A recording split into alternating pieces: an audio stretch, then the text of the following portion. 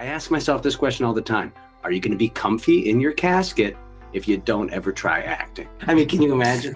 You wanted your son to be a lawyer, he turns into an actor, and he likes astrology? Please, shut the fuck up about these stars. I don't want to hear about Mars again. You can't really come in with a lot of ego, especially in Mocap. You put on a black unitard, you play whatever character is needed to be played in that scene. Because on the Mocap set, everybody is a resource. I mean, if you piss off the headcam operator, he's gonna tighten that puppy so you have a migraine. These people are driven by the exact same things that people in more mundane situations are driven by.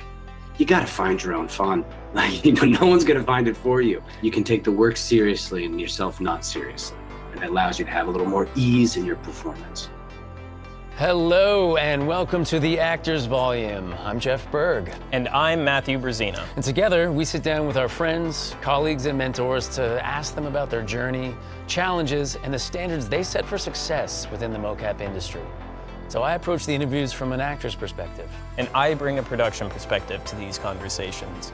We are here at Rouge Mocap's Volume to introduce our next guest, Zach Mendez. Now, Zach is not just a talented actor, he is a force of nature who brings a unique blend of humor and heart to every project. I first met Zach at his audition for Dragon Age: The Veilguard.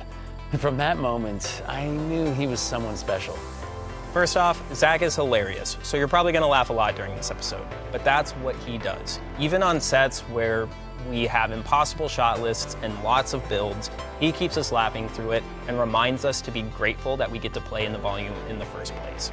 In fact, that was my big takeaway from this episode, just how powerful his grateful outlook on his life and his career is. Not just as a means to help him make sense of this wild industry, but also as a means to propel his work and his truly impressive performances. This episode is for anyone who's ever felt the pull between practical life and following their passion. Zach's story offers great insights on trusting your instincts, embracing change, and even how Craigslist can lead you to your dreams. So please enjoy our conversation with the gem of a human, Zach Mendez.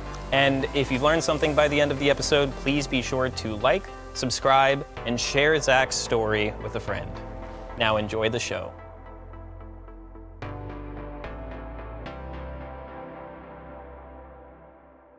So Zach, we finally got you on here. I'm super excited because you're a very dear friend to all of us. And to start, I usually like to ask about backgrounds and like how you got into acting, but I also realized too, even though we've had many conversations, I don't actually know your general background of like where you're from and what life was kind of like growing up.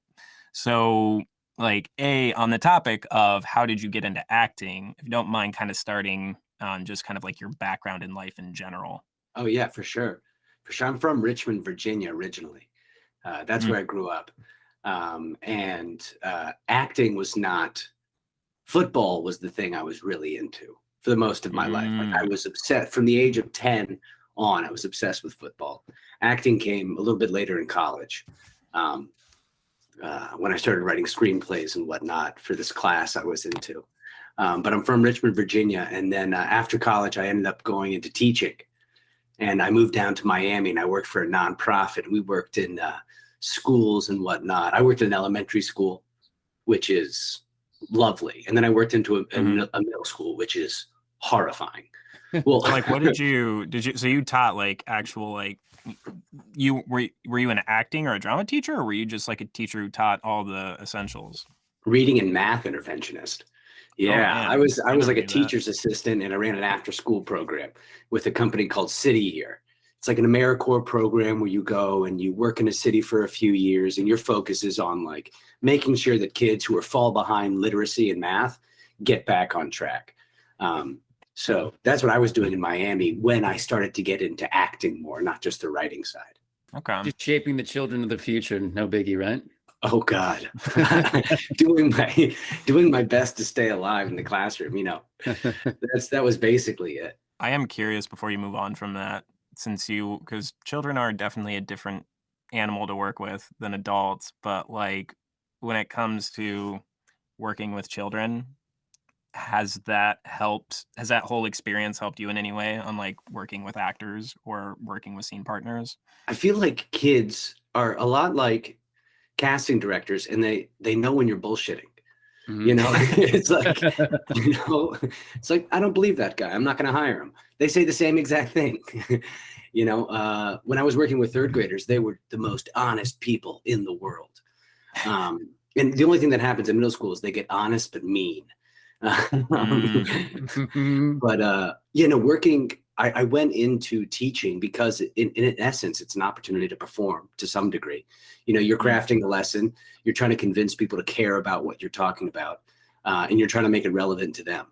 And so I had an absolute blast working in elementary schools, and eventually I worked in a high school and a middle school, but younger kids is where I got like a lot of my joy. A lot of my joy and a lot of my training in how to say true things and really mean them, because you can lose a group of third graders really quickly when they know you're lying, super quickly. I'm gonna have to watch my back around third graders. But I am curious too, like because you said you went from there to Miami, and that's kind of when you got an introduction to acting. But like, what kind of made you make the decision to move away from teaching? Especially as you just said, you loved it. Oh yeah, I was at the time as a teacher. I was in the program I was at. I was running the skit program. We had a really fun nonprofit where we had to do skits and whatnot. It was a lovely like camp style experience, and I was just having the most fun making skits with other people. And there was this one time, we go to this big conference every year in Boston, where all the cities, it's like 26 cities where this program takes place. So you got about 500 people. And I was on the skit team from Miami. And I did a skit, and the head of the conference came up to me afterwards. And this like tough Boston guy, he's like, you got chops. He's like, you got real chops. And I was like, and I said, thank you so much. And I was so surprised about how much that compliment meant to me. I was like, he thinks I have chops in acting. And so when I got back to Miami, I started going on just Craigslist to look for acting jobs. And I started doing a bunch of student films who were, and I was having the most fun. I was doing student films the same time I was teaching. And sometimes I would have like an overnight shoot that would take me to 4 a.m. And then I would go to school the next morning. And I just remember thinking, okay, this is really grabbing my attention now. And the way I thought about it, I go, teaching's going to always be here. But I ask myself this question all the time. Are you going to be comfy in your casket if you don't ever try acting? And the answer was no. I'm going to be, tossing and turning in that puppy. I won't be able to die easily. So I was like, go give acting a try. And surprisingly, it was Craigslist where I found my first manager. Hilariously enough. Okay. It was this guy who was promising. He goes, the ad was like, I'll take you to LA. And I'm doing his voice now because I met him and he eventually sounded like this. He's this old guy from Rhode Island. He used to be the producer for Chips, with Eric Estrada back in the 80s, old Hollywood. And he talks like this. And he said, I'll take you to LA and I'll get you a manager and an agent. That's my only promise, nothing more. And so I met the guy, this guy named Larry. And I told him to his face, I go, I think you're a scam. On Craigslist, got that honesty apart from the third. It's a Craigslist manager, Jeff. Like, I mean, honestly, Jeff. I had, in the time in Miami, I had been trying to find improv groups. I had been going to do stand-up comedy at places where they were advertising there was an open mic and it actually was a jazz band for the night. So I just had, I was grasping at straws. So this guy, I went and visited him. And I said, I'll keep coming back every week, because he wanted to do some acting training and prepare for basically an audition that we would do for agents and managers in Los Angeles. I said, I'll come back every week. I still think you're a scam. And so I kept coming back every week on my lunch breaks at school. I would drive 45 minutes up to Fort Lauderdale and back. And eventually this guy just gained my trust. It was clear. He's like, yes, you do have to pay me. But this is real. And I met people who had done the program, who were successful, who had gotten agents and managers. And so in 2014, I flew over to Los Angeles with him. We went to the Oakwood, which is, I think it's called something else now. But the Oakwood in Burbank. Yeah, the Oakwood Apartments. Yeah. It's again, all the young actors' first move when they right. play. Yeah. Yep. all these, and at the time there was like a group of like hotshot young actors who were walking around like they owned the place, super intimidating. These like 12-year-old kids who had their headshots up in the gift shop. I was like, you guys are a league above me. But we did, and I decided I would make my decision to move out in LA about what response I got.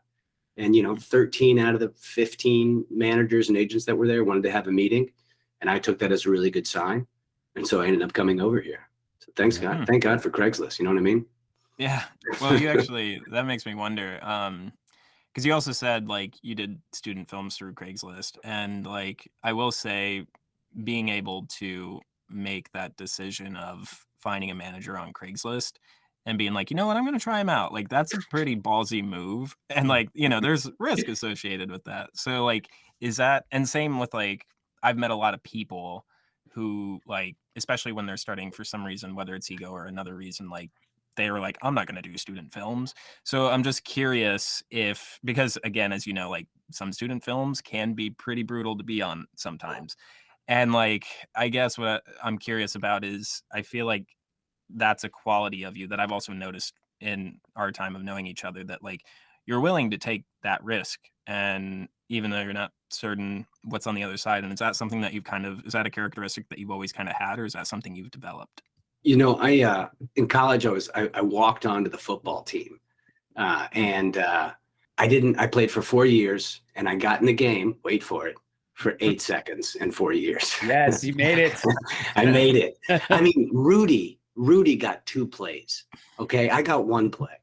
And so when I was there, I had to find my own fun, right? Find my own fun. And I got really good at caring a lot about practice and playing whatever position they needed me to play to get the team who was actually going to play ready for the game. And so I think especially in the team setting, especially in Mocap, you can't really come in with a lot of ego. I mean, like in motion capture, you don't even have a costume. You put on a black unitard, and you play whatever characters need to be played in that scene, and that's the fun of it. I see. Zach, I love that we got onto the topic of football, because I was so curious how football affected you. You just mentioned that one part about preparation, practice, and how that worked for you. I guess my question is 2 parts. So one, I wanted to know how it was, you're in Virginia where it's football, football, football. How was it for you going from like, you're this football guy to like, I want to be an actor? How was it like being in that environment, and how did people treat you? And then second, how has that football training on top of what you just mentioned helped you as an actor, but like specifically for Mocap? Like, has there been something with practice or with preparation or with a certain mental focus, anything like that stands out for you? First off, I started writing plays in college, and I wanted to act in the plays, but because of practice, I couldn't I couldn't join. I couldn't be an actor. So I just had to write plays. Yeah. And which was like a super fun experience. I got a few plays produced. I got to see my work actually performed and whatnot. But, there was some pressure for me to become a lawyer from my father. He was a doctor, and he's from Spain, and he takes life very, very seriously. And he would always say, Zach, you should be a lawyer. Like, it is obvious, okay? I know you don't want to go to medical school, okay? Screw medical school. Go to law school. And so there was like this battle of like, I'm okay with words. Maybe I should go be a lawyer. And that's when I was teaching, I was kind of like sussing that out. Like, okay, should I just jump over there? But eventually, you got to do, like I said, what's going to make you comfortable in your casket. Mm. And when I made the decision, he was extremely supportive. Super supportive of me becoming an actor, and super nice about that. But even when I was playing football and I was doing plays, I had friends on the football team who would come see my plays. So I was lucky to be around people who appreciated the fact that I had a dramatic streak in me. I was the guy in the locker room who was often telling jokes, often doing very dramatic things. And so I think people already expected it from me. Yeah, I was lucky to have super supportive friends who were, I mean, I actually got a bunch of my friends who played football to be in a play with me in my final year. And so you have these people who have no interest whatsoever in doing anything dramatic joining me. So yeah, I was lucky in that sense. But just being a teammate on a football team, I mean, especially being a walk-on, and especially, you know, just being on the scout team every day, you got to find your own fun. Like, you know, no one's going to find it for you. And I think the same can be said a lot of the time in acting. You know, most of the time you spend auditioning. You know, you don't get, you know, the days on set that we got together where you're getting paid, you got a great crafty table, you're getting free snacks, and you're making something where you know it's going to go in front of a lot of eyeballs. You know, those days can be few and far between.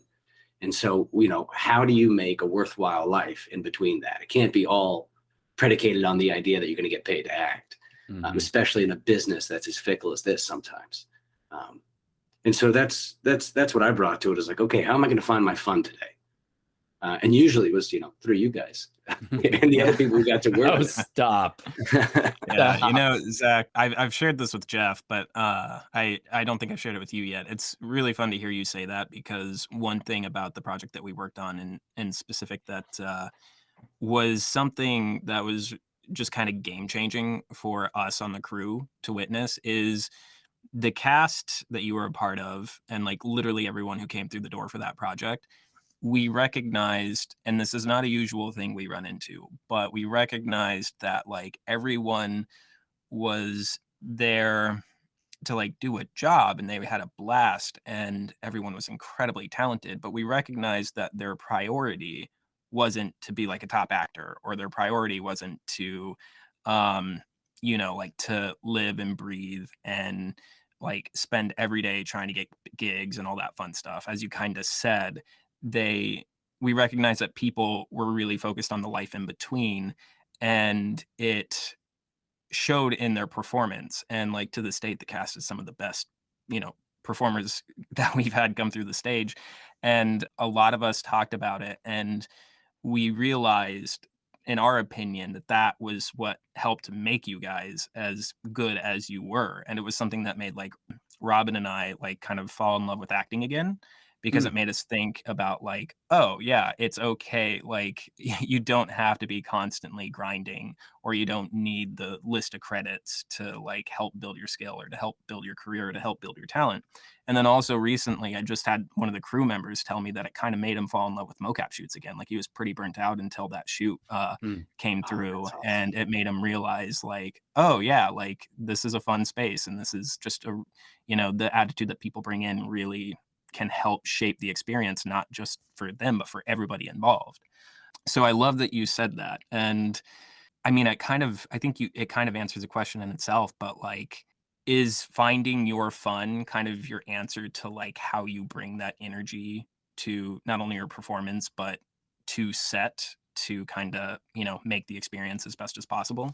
Well, let me ask, you know, Jeff, you've worked on a lot of mocap shoots. You've worked on more mocap shoots than I have. You know, is it usually, because I only have that one experience, Matt, with you guys, you know, is it usually, like I had a blast every single freaking day. Like, is it usually that much fun? I mean, there's definitely, this is why I love motion capture and performance capture, because there's a different energy on set. The egos are out the window, you know. If Brad Pitt's there with us, he's wearing the same suit and the same dots on the face and the same helmet cam, and we can see everything the same as every other performer that day. So egos are thrown out the window. So the type of person, and hopefully this comes through with casting, the type of person that shows up is that type of person. And so I feel like the project that we have worked on was an element, even like, it was even heightened a little bit because of the time that we spent together as well. That's also been a great thing. But also it had a lot with your energy, and your energy on set was one of those things that, you know, you were kind of like a glue that kind of that kept us together, or like that brought us up. And it was, you know, when we were getting tired, you would like come over and smile and pat me on the back, or, you know, you brought that kind of energy. And I wondered, do you bring that to all of your work? Did you raise your game for this, or what is it for you? What is the magic thing that makes you tick when you show up? Well, you know, I had such a blast on that shoot. I don't know if Zach coming into acting 10 years ago would have had as much fun as he had on that shoot. I was very competitive when I first started this. And I quickly learned that being competitive doesn't help you in acting. It helps you in football. It doesn't help you in acting. I probably would have hated you, Jeff, because you would leave. I love that. I was in Zach, no eye contact, please. Eyes on the ground, please. Yeah. Eyes down. No, the fact that you were kind would have pissed me off even more. It's like, oh, Andy's kind. It's like, oh, this fucking guy. I was in acting class when I first got here, and I would perform with something to prove to everybody in the audience, and then I would see people go up and do great work that were, in my category. And I'd go, fuck this guy. Oh my goodness. God, I hate this guy. He's so dang good and truthful. It was not the mentality that, was going to take me anywhere I wanted to go. It was still that kind of young guy, football player, intense mentality. Mm-hmm. And, slowly as you realize that you're truly competing with no one, but yourself. It's just, yep. Except for Jeff. Yeah, I'm clearly yourself and Jeff. You let that go, and then you're able, and then in class I was saying, man, that guy's great. That was really good. And it's almost like an exercise for me now. I see Timothy Chalamet do something. I'm like, oh, that was really good. Good for you. You beautiful, young, successful man that I previously hated. Good for you. It's a meditation exercise. And so I was able, to come into the Mocap shoots, just impressed by everybody, and getting to truly enjoy their work as much as working, like we worked with some people who are supremely talented, and, previous Zach would have taken that as a threat. And, I think this incarnation, or the incarnation I brought to set, was that just sparked me up. It got me super excited. It made me realize how lucky I was on the day. Look where you are, And so that's what I was experiencing every day. I think I told you, I go, every day you see me on this set, it's one of the best days of my life. And it's the truth. That energy is infectious too. And yeah, everyone noticed that right off the bat. And it kind of made me think of one thing, because this beautiful project that we can't speak about, but I can't wait until we can. When we first met, there was a different Zach than the Zach that I see today. And I was thinking about this, and I thought, what would present day Zach tell Zach that showed up on that first day of shooting, even the first couple sessions of PCAP that we did? What would present day Zach, what little tidbit of information or something to think about,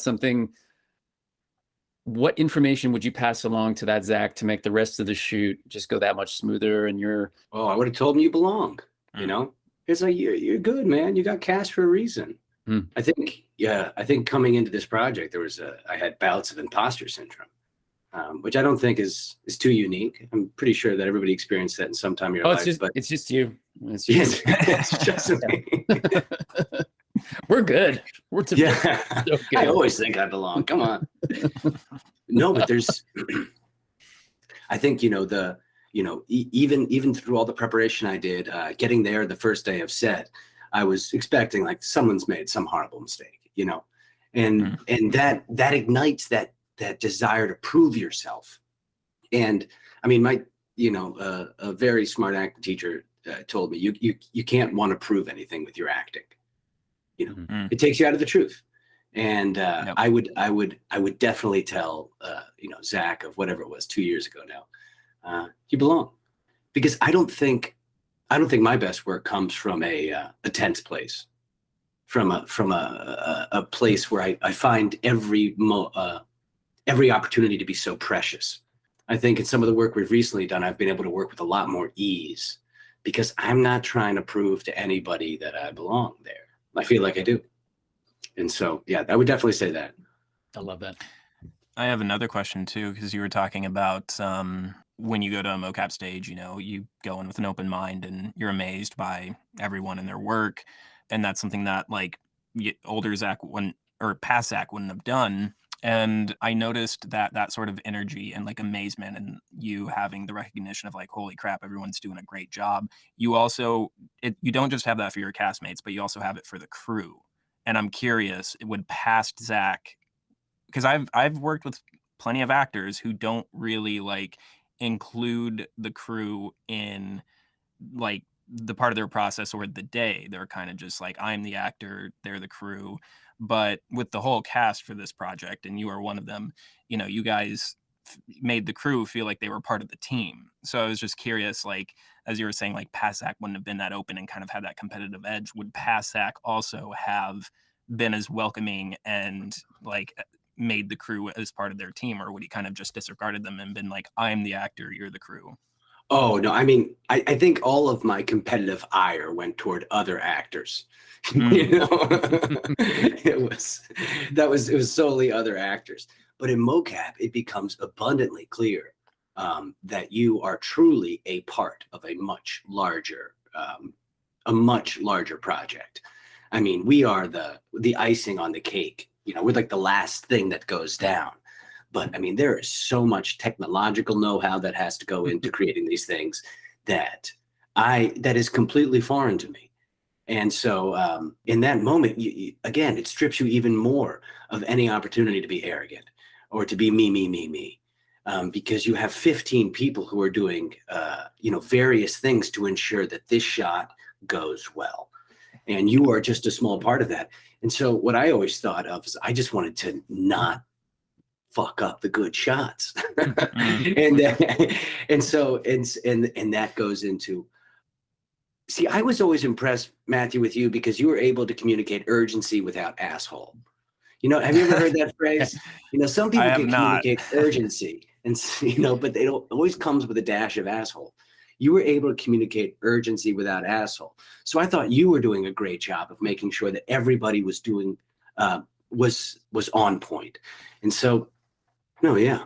I appreciate that. I mean, I've gotten that compliment a lot, but I do remember you one of the other things too is I've gotten that compliment a lot like after the project, but you were somebody who like I remember like when you first noticed that, or like in the middle of the first day, you actually told that to me.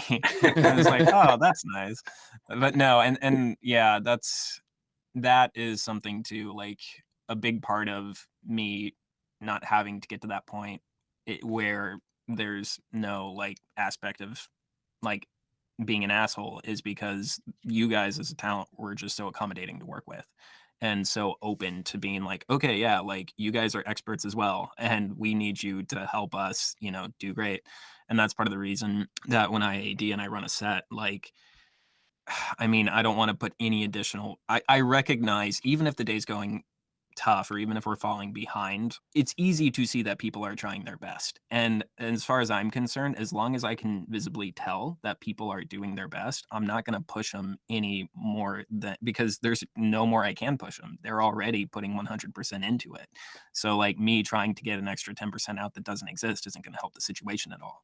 So that's a big reason of, why I don't do that. Yeah. I mean, I think that's why I was able to see, because of the environment you created, I could see everybody as a resource. Because on the Mocap set, everybody is a resource. I mean, if you piss off the headcam operator, he's going to tighten that puppy so you have a migraine.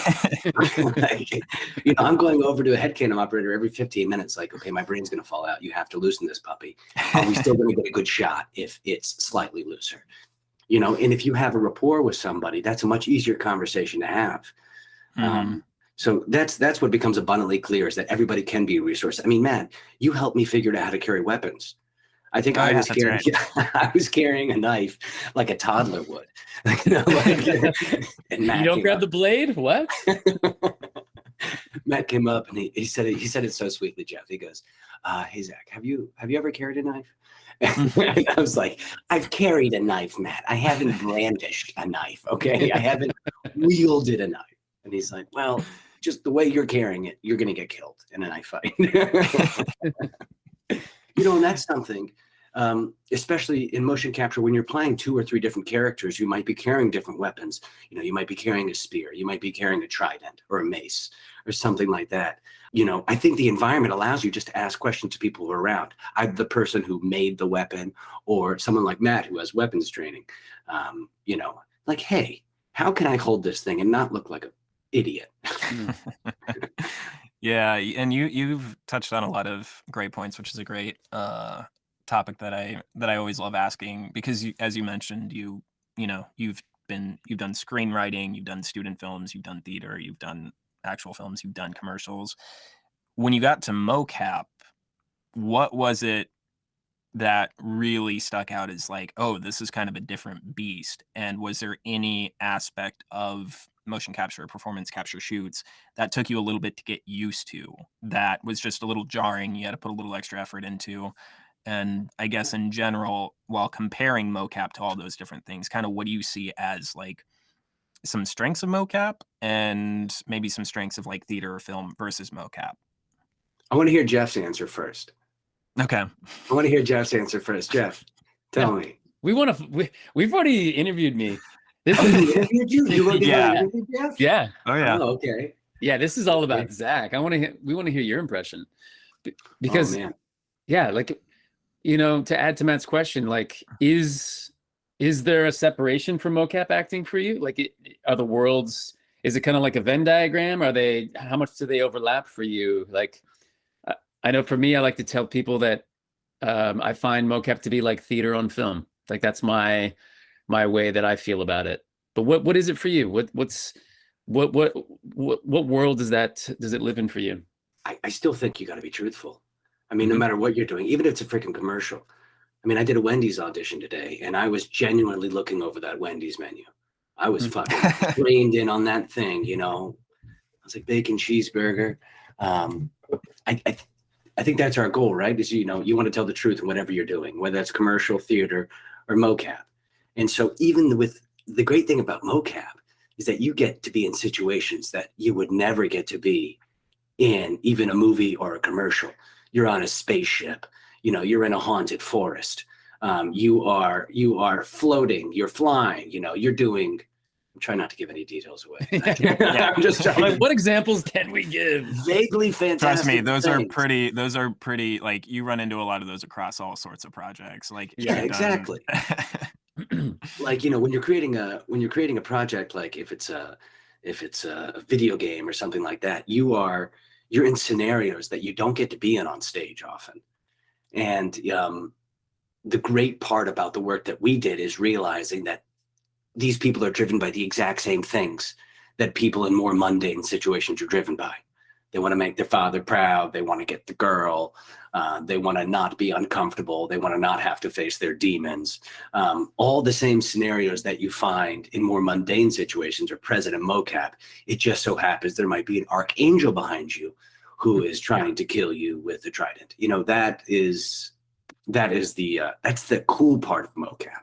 What I will say is that, one of my favorite things is that in acting, whether it's on stage, is getting my physical self in the environment. So if, I did a play this past year, I spent a lot of time in our stage setup, just becoming really familiar with it, becoming super comfortable with it, making it feel like this was the dinner table that I'd been to 100 times, or X, Y, or Z. In mocap, there's not that.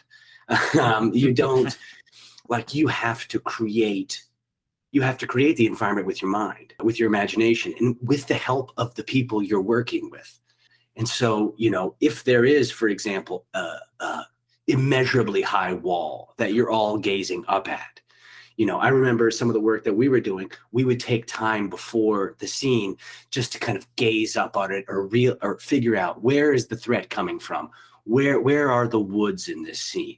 And we have to keep that in our mind as we're doing our work, so that you can be genuinely petrified of the haunted woods where the goat man lives, or whatever it might be, right?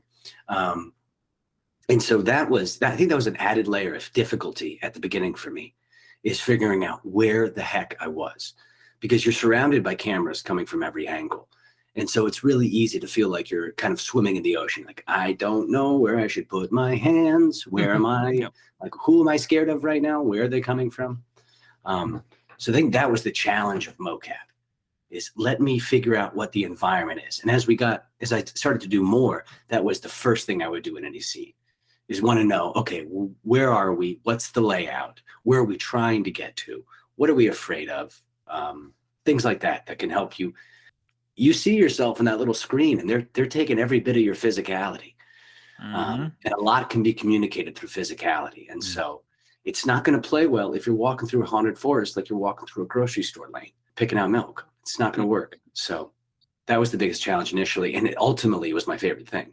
That's actually one of my favorite things to like witness and to act when I actually perform, because you can see everyone go through that. And then we did it for your shoot as well. And we do this for most, but it's also really fun when you actually pull up like the 3D environment and then like show people where their skeletons are, and then also show them like what it actually looks like. And then you just see it click. And there's still a large degree of them having to create the environment for themselves. But it is especially fun when you show them like the 3D environment that they're in, or like show them the scale of what they're looking at. And then they're like, oh, I see it. And then another thing that I used to do, we didn't do it for your set, but we sometimes would rig up a phone to be tracked in the environment and then have it to essentially be a virtual camera. And then we'd hand it to the actors who are trying to figure out the scene, so they could literally take a phone and move it around and like use it almost as a viewfinder for the environment and be like, oh yeah. And they could even see like their hands and stuff on the rig and everything.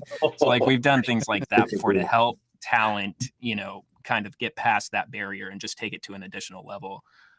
And a tip that I recommend, which I would say for if you guys are ever on a mocap set, if the animation supervisor is on set, and maybe this is just the way I run sets, but I encourage actors to say if they want to lean on something in the environment, or if they see something in the actual 3D environment that's not actually built out in physical space, I'll give them the opportunity, or if I can tell that they kind of want to do something, or if they come up to me and they're like, hey, is there any way we could add like a rock here, or like add this or this? I'll go up to the animation supervisor, and sometimes it's a cinematic director as well, but I'll just be like, hey, talent's wondering if we can move something here, and is that going to be a problem for animation? And usually most of the time they're like, no. And if so, they're like, well, if they want to do that, we can't do that, but we can do this. And then we'll just bring in a physical asset, put it there, and then the 3D asset into the environment and send it back to them. So like as an actor on mocap sets, especially if the animation supervisor is there, in my personal opinion, at least if you're ever on a set with me and you see something in the environment that you think could get a better performance, don't be afraid to ask if it's okay to, add it there for the performance sake. That's what I found so cool about motion capture and the project we were on, is there was a lot of building of the scene as we were doing the scene. When I've done movies and commercials, it's shot for shot planned out. We know what shots we want, we know what we're going to do. And in this, some of the longer scenes where it's more of a walk and talk, you have to find physicality and moments that bring what otherwise is, maybe 2 pages of exposition to life, to raise it. Jeff, that's what I always had the most fun watching you do, was figuring out those moments and going, oh, wait, we can do this here, or we can do that here. And it ultimately, I was shocked about the receptivity from, the directors and Matt about, okay, let's try that. Let's try that. I've never heard let's try that more on a set than I did. And I found that to be super exciting, because it gives you, not that we're trying to change the script, we're not trying to change the story. We're just trying to find truly what motivates this person in this scene. Why is this scene so important? Asking yourself the questions that you ask yourself all the time when you get a script, but getting to build that, with other actors and directors was the most fun. I love what you said about truth, whether it's mocap or film or commercial. I'm on the same page with you. Like I feel like that's why I truly feel that mocap and film acting are so one and the same. It's like, there is more of an element of physicality that's present in mocap, but we want truth. And now one of the things from that kind of made me think was like, Zach, what is it for you? Like to find this truth when we have all of these obstacles in the way with mocap. So you don't have the physical things in front of us. We're using our imagination, and you hinted a bit about that and finding your environment. But then there's also the technical things. I mean, we show up on set, you're ready to go, and then all of a sudden it's 2 hours of getting ready. Sorry. And yeah, it's Matt's fault. It is. We've got helmet camera. You spoke about the tightness, things that some actors who haven't worked in mocap may not know about. We've got a camera that's right in the face, that's in the line of sight. I mean, if you're doing intimate scenes, how that's going to come out into play. If you're trying to look at your scene partner, you see these physical things in front of you. So I guess my question is to you, how, with all of these obstacles that get in the way, how do you deal with those things but still find that truth? Like, you're wearing the skin tight suit. Like, thankfully, as I saw from your Instagram page, like, you know, you don't really wear a shirt that often, so showing your body is not that big of a deal. You know, you can wear a shirt, by the way, in your Instagram photos. Okay? Am I allowed to? Am I allowed to? Yeah, I went through a shirt off phase there. I did. Yeah. I went through a shirt off phase. So I guess my question is, to find this truth, how do we get through all these obstacles? How do you get through all these obstacles? Do you have any special techniques or approaches to being on set? Like, when all these things are in the way, how do you look at your partner and find a way to connect the way that you do?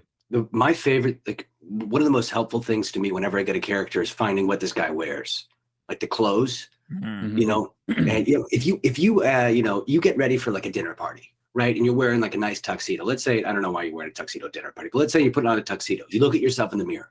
You look at yourself a certain way. You know, you dust the lapel, you tighten it up, and then, you know, when you wear different clothes, you look in your, like, street clothes, you look in yourself in the mirror completely differently.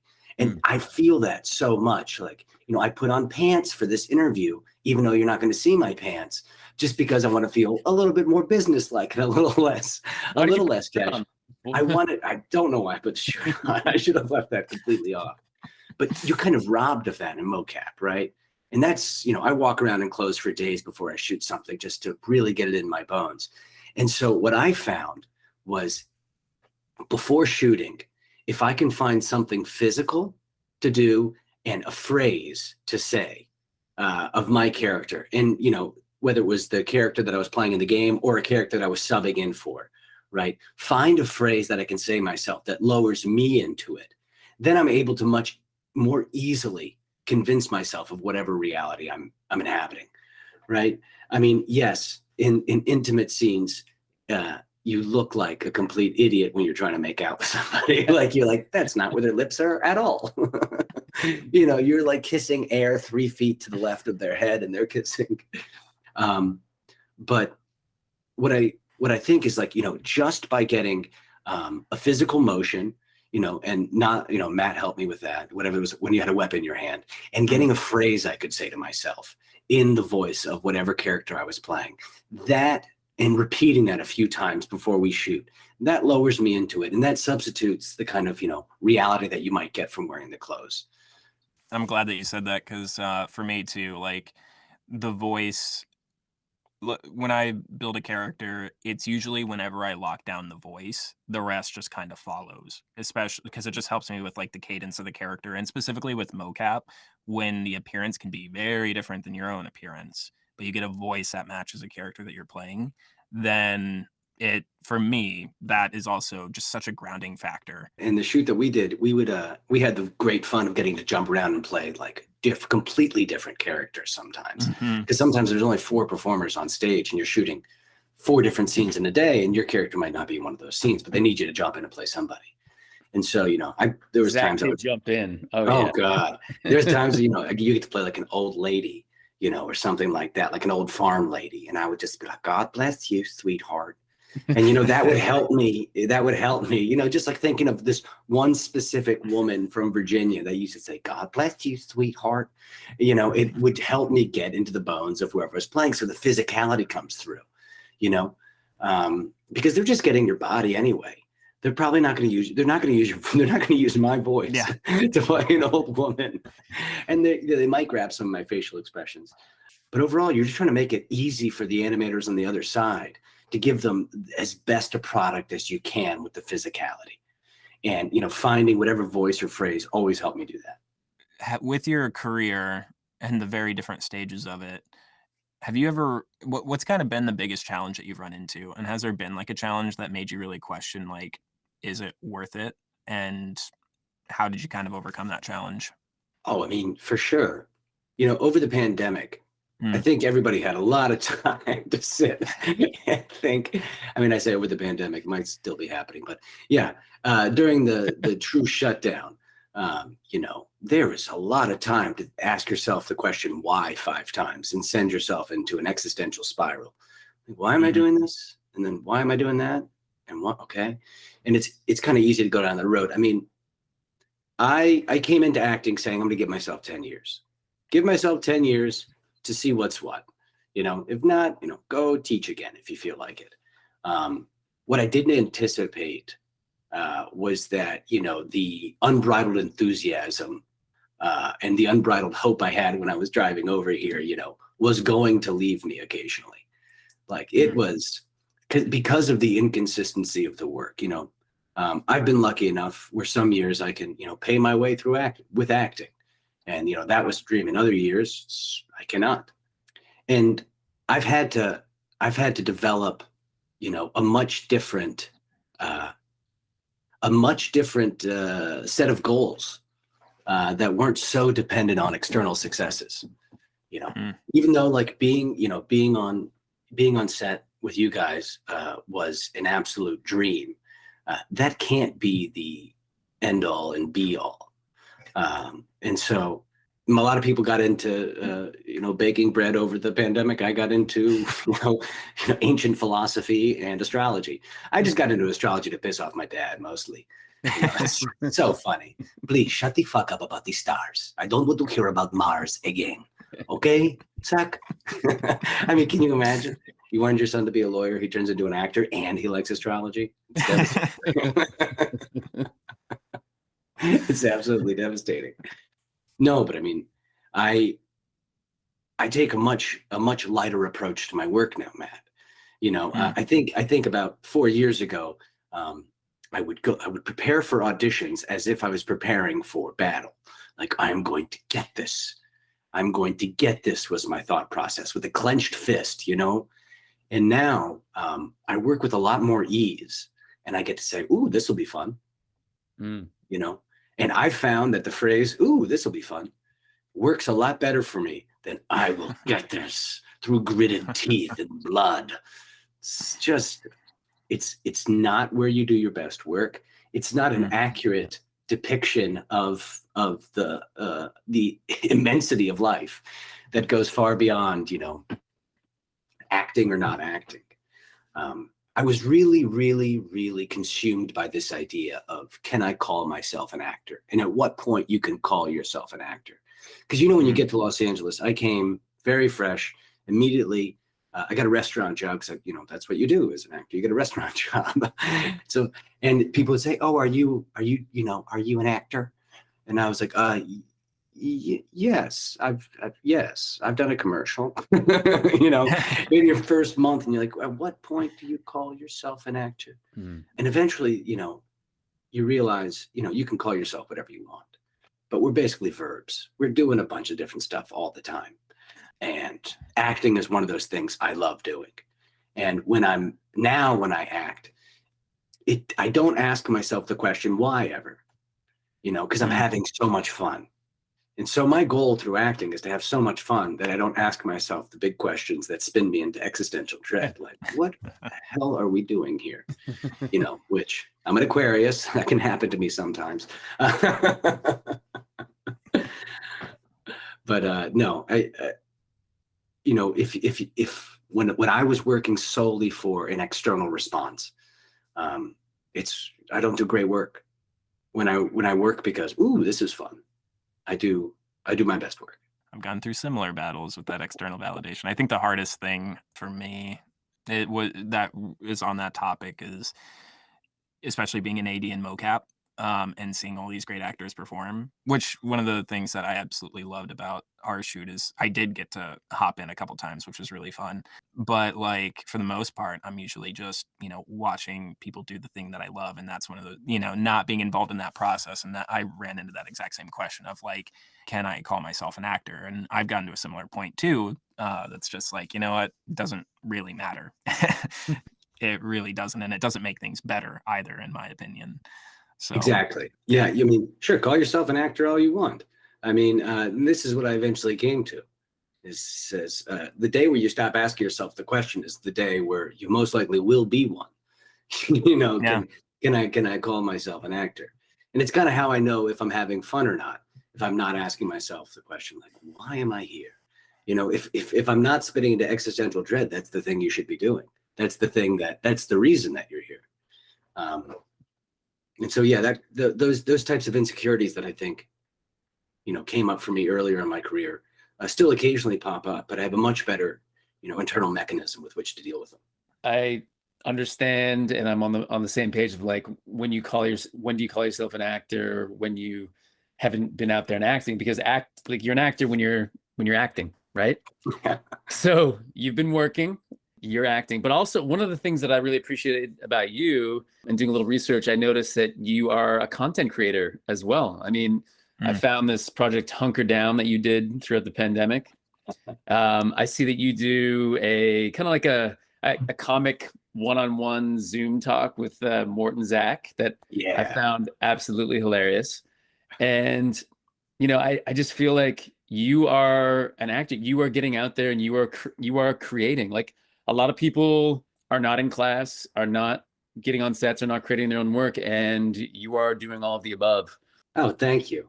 Yeah. Thank you very much. Yeah, those sketches I did with my buddy Mort happened over the pandemic too, which was just a gift. He's like one of the funniest guys in the world. Mort Burke. Look him up. He's truly hilarious. He's a comedian. He was on Drunk History. I think he's on a couple episodes of Mythic Quest this season. Really, really, truly hilarious guy. And we met doing stand-up. And when the pandemic hit, I started to do this like fake radio show from my place called Hunker Down, where I was, kind of a really bizarre radio host who was running his own radio station and was doing like, all the content for 3 different shows. And he called me, he's like, I love what you're doing. Let's do some stuff together. And so we started doing skits together. And I got to, we got to figure out how to shoot it. We started writing the skits. I got into editing a little bit. So I got to kind of experience different sides of the artistic process that I hadn't previously. And we made, some of the stuff I'm most proud of. They are extremely silly, but they make me laugh when I watch them. And those are the times when I'm not asking myself any of these insecure questions when I'm doing that stuff. I'm just having an absolute ball doing it. And so, that's what kind of got me on the path of keep finding that fun wherever that is. Just keep finding the fun. And then you won't ask yourself these questions that keep you up at night because you won't give a shit. You also just mentioned that, you have a stand-up background, and I believe you have an improv background too, right? Oh yeah, I did. Yeah. Some, no, I tortured my friends by inviting them to my terrible improv shows for about 3 years in Los Angeles. There's some people who I owe a debt to for showing up to those. I've been to a lot of improv shows. They're not all hits, but there's a lot of gems in the rough for sure. Oh yeah, there's some moments. Yeah, with that comedy background from both stand-up and improv, has that helped you with your work in Mocap, especially with like the imagination aspect of things? I really like performing. I really enjoy getting in front of people, and whether it's to do something dramatic or comedic or both. The one thing that stand-up has really helped with, one, it's kind of like that Joseph Campbell thing. The treasure you seek lies in the cave you fear. And, I had a thing when I would go see stand-up, goes, man, could I do that? Could I do that? And so I would just, one of those things I had to do before I, died, so I could be comfy in my casket was try stand-up. And I've done it for about 3.5 years. And what I learned doing that is it made all my other performances, whether they be auditions or, or commercial shoots, far less precious, far less serious, far less, oh, I need this, because it gives you a sense of ownership over your own performance. One thing that can happen in acting, even if you are going to class, even if you are, doing plays, there's an aspect that you don't get to act unless you get an audition. You're kind of the reactive part of that whole equation, where it's like, okay, I'm waiting around for an audition. With stand-up, you have opportunity to go out every single day and find a way to perform and have fun. And, you know, when I ended up booking the project that we were on, I was doing stand-up nonstop. And I was in, you know, I took a singing class just for shits and giggles. And I can't sing for hell, but I tried. It was great fun. And I was in an acting class, and I was doing a play. And so I was doing so many things in a day that were performative. Also, I was a bar mitzvah MC at the time, you know, so I was, oh man, baby, that's one of the greatest challenges in life, is trying to get 13-year-olds to dance and have fun. That is tough.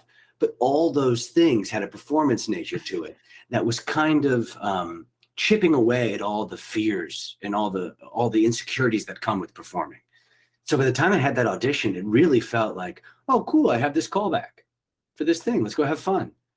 It wasn't the first thing I had done in the past, you know, month or 2 months. So it makes it less precious.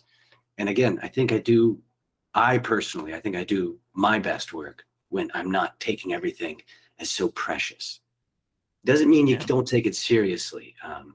You can take the work seriously and yourself not seriously, you know, and it allows you to have a little more ease in your performance. And if you're not comfortable, the people watching you are not going to be comfortable either. So. Yeah, I love that you made a distinction between precious or just used that adjective. That's a great way of putting it. Since we're close to our time, Zach, well, first off, before I ask like our final question, Jeff, is there anything else you want to chime in with? You know, it was interesting because I was working as a reader at the callback for the job that we ended up all working on. And Zach stood out for me. And it was so amazing that when we got on set a year later or something, it might have been that long. Like 16 months. Yeah, but like almost a year and a half. Yeah. And I remember just saying to him, I'm like, I remember you from your audition. And when you walked out, everybody was so excited about you. What was great is like, you didn't have an agent.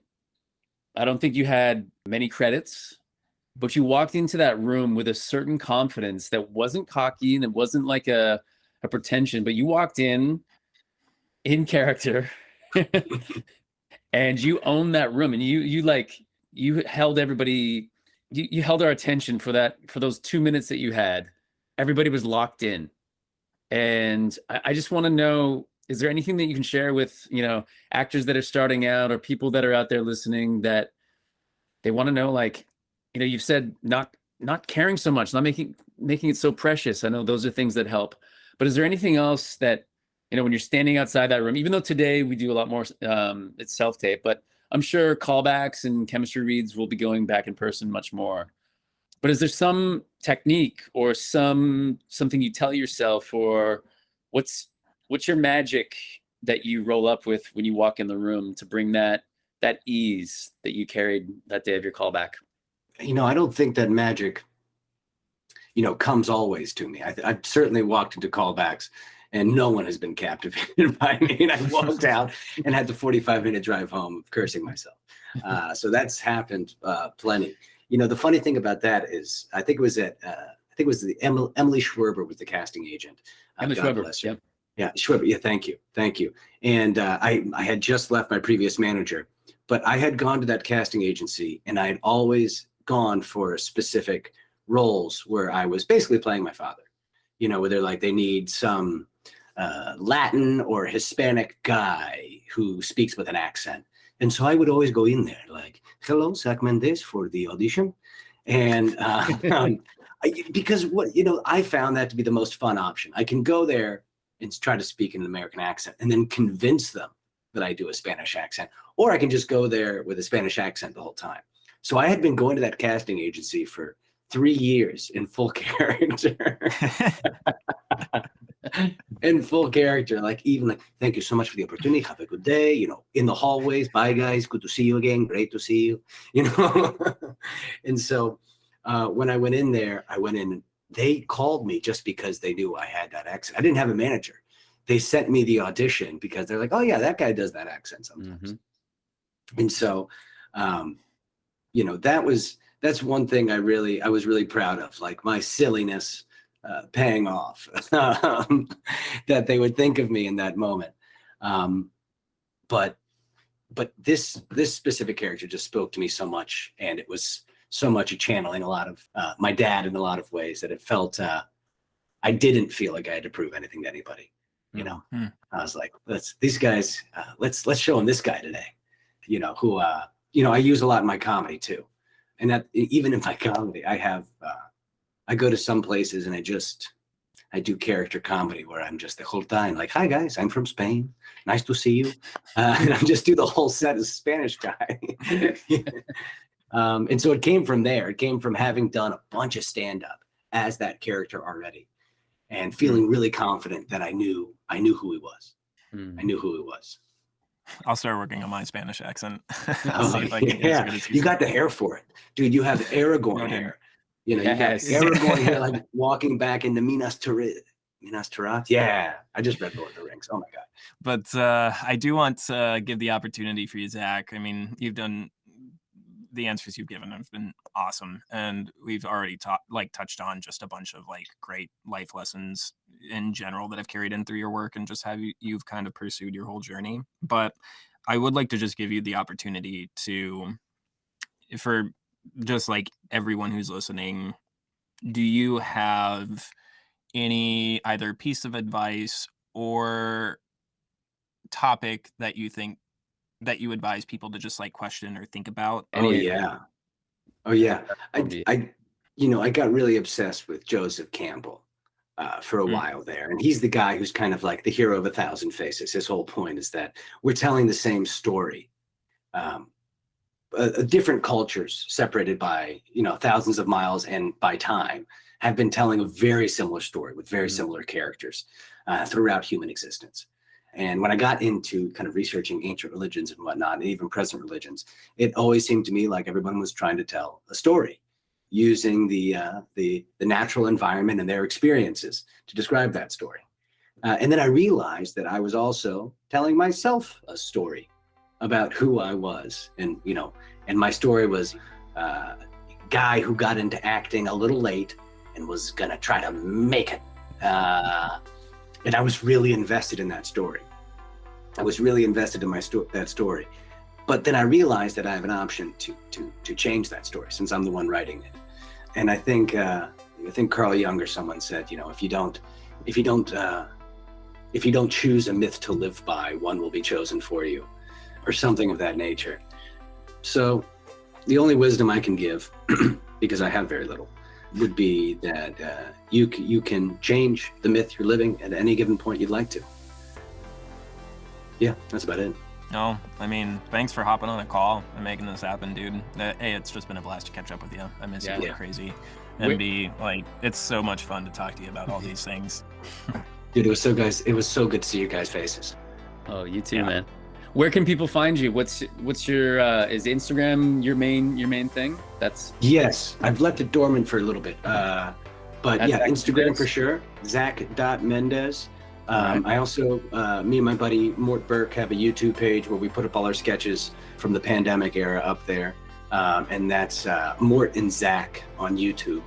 I recently did some voice work for Horizon Zero Dawn Forbidden West, which is a game that came out a little bit ago. I play hacks, some various characters. So if you're playing that game, you can look out for me.